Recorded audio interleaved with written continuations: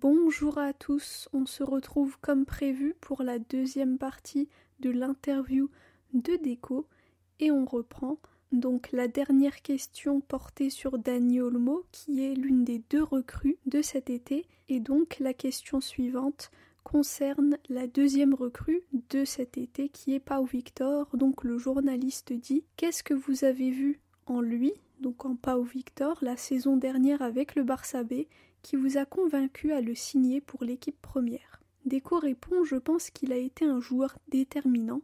Il était en prêt, donc on avait l'option de le garder. Il a très bien joué.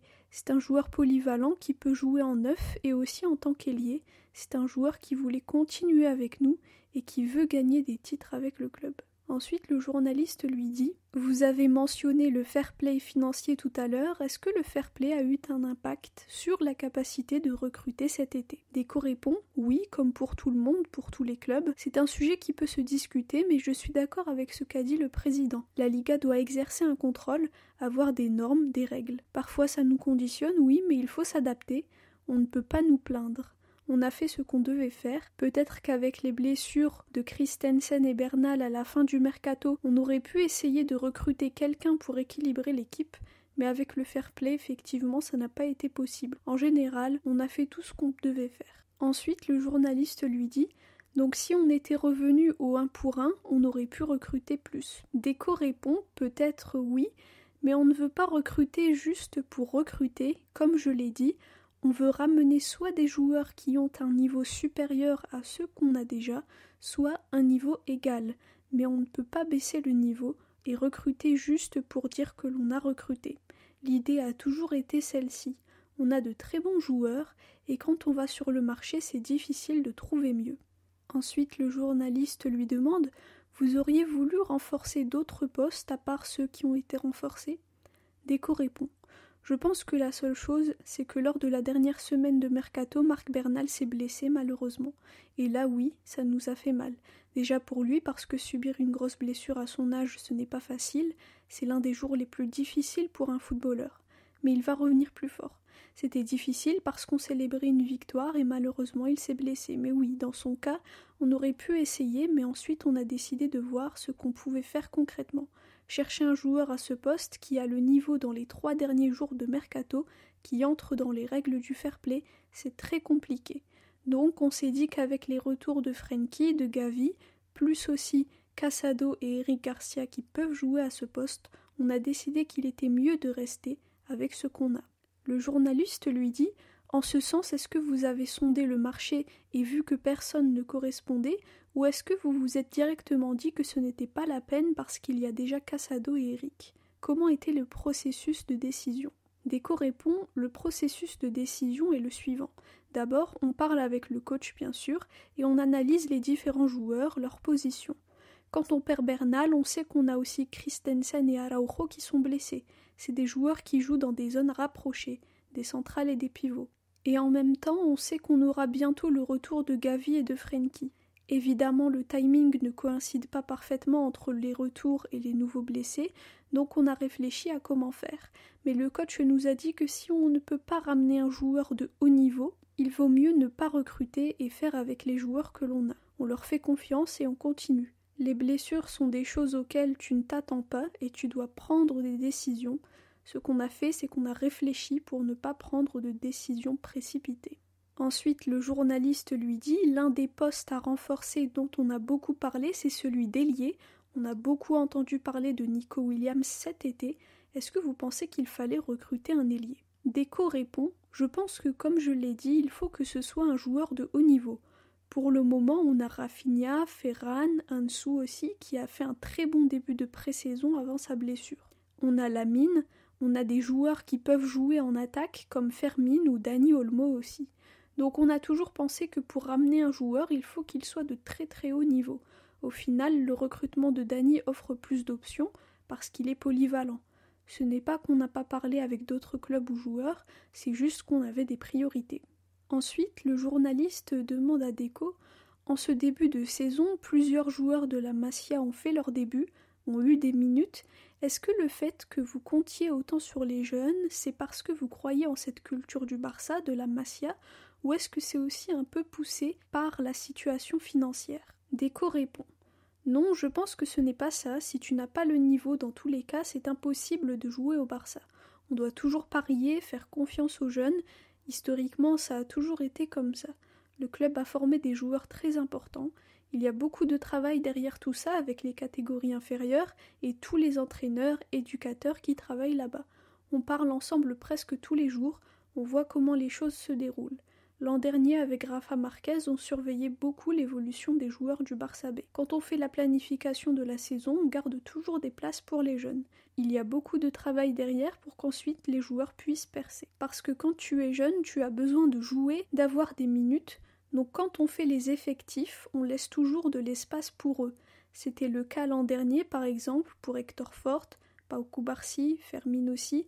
Le plan, c'était qu'ils repartent avec la B, mais il a fait une très bonne pré-saison et du coup, Xavi a demandé à ce qu'on le garde en équipe première. Donc au final, c'est un processus et je ne pense pas que ce soit à cause des finances. Je pense que Lamine, par exemple, aurait sa place même dans le meilleur Barça de tous les temps. Cubarsí, Fermín, Bernal ont aussi leur place parce que c'est des joueurs de très haut niveau. On ne les fait pas monter par nécessité mais plutôt pour leur niveau. Et c'est toujours mieux de ne pas aller sur le marché parce que tu sais que tu as de la qualité à la maison. C'est fondamental pour le club. Le journaliste lui dit: on voit que les jeunes profitent des opportunités qu'ils ont et ils donnent de très bonnes impressions. Deco lui dit: oui, on doit se tranquilliser par rapport à tout ça. On ne peut pas avoir une équipe que de jeunes, c'est pour ça qu'on essaie d'avoir un équilibre dans l'effectif. Je pense que c'est très important pour eux d'évoluer avec des joueurs comme Dani Olmo, Koundé, Lewandowski, Rafinha, Ferran, c'est-à-dire des joueurs plus âgés qui ont une certaine expérience. Ça crée un équilibre entre les jeunes et les plus expérimentés. Quand il y a des jeunes qui ont du talent, ils doivent avoir des opportunités, mais il faut faire attention pour ne pas les cramer ou pour pas qu'il y ait trop de déception. Il faut les accompagner dans les hauts et les bas, et c'est sur cet équilibre qu'on travaille. Le journaliste lui dit justement: l'autre jour, le président avait mis en avant votre travail dans le renouvellement des contrats des jeunes. Comment est cette tâche de les convaincre à être patients, à attendre et à renouveler leur contrat alors qu'on sait que parfois ils reçoivent des offres très importantes d'autres clubs? Deco répond: oui, c'est difficile, surtout pour un club comme le Barça qui investit beaucoup dans le centre de formation et pour lequel les joueurs à 16 ans peuvent partir gratuitement. C'est quelque chose de compliqué. C'est un problème que la FIFA ou l'UEFA doivent régler.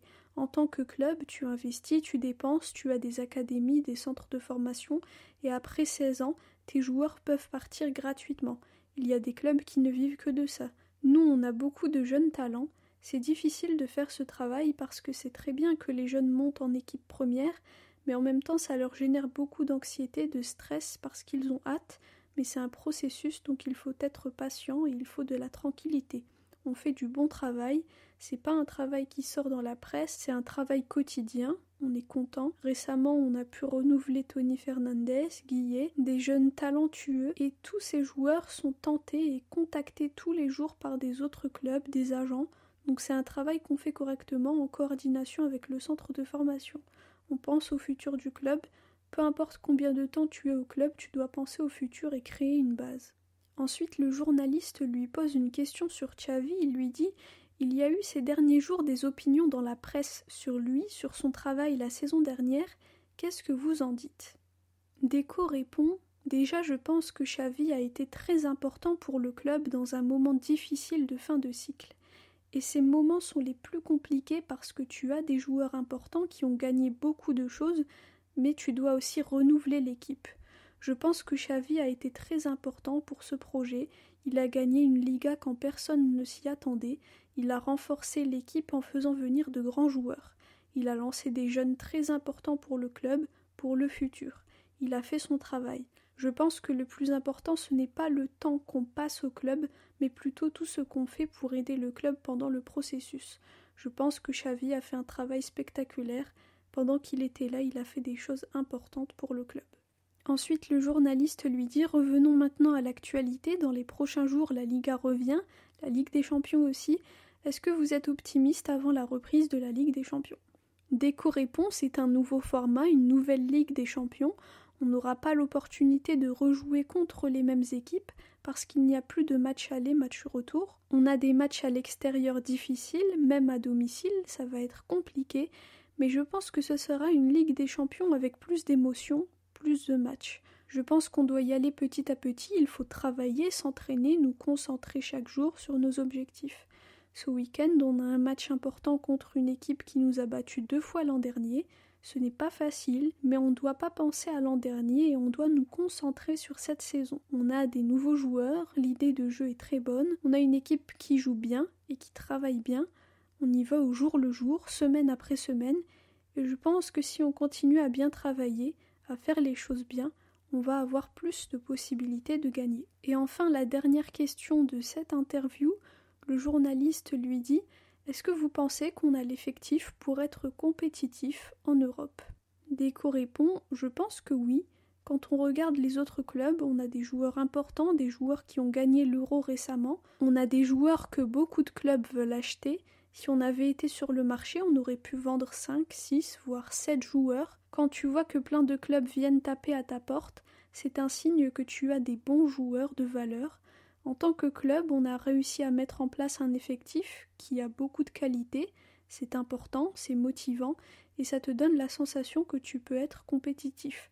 L'an dernier, on a été compétitif en Ligue des Champions.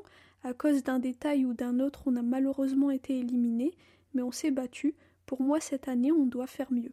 Le journaliste lui dit « Vous êtes donc optimiste ?» Deco répond « Oui, toujours optimiste. Quand tu travailles et que tu fais les choses, tu dois être optimiste. » Voilà donc pour la deuxième partie de l'interview de Deco. Donc là, vous avez la totalité avec la première partie qui a été postée hier. Merci à tous d'avoir écouté. On se retrouve très bientôt. Visca el Barça et Visca Catalunya.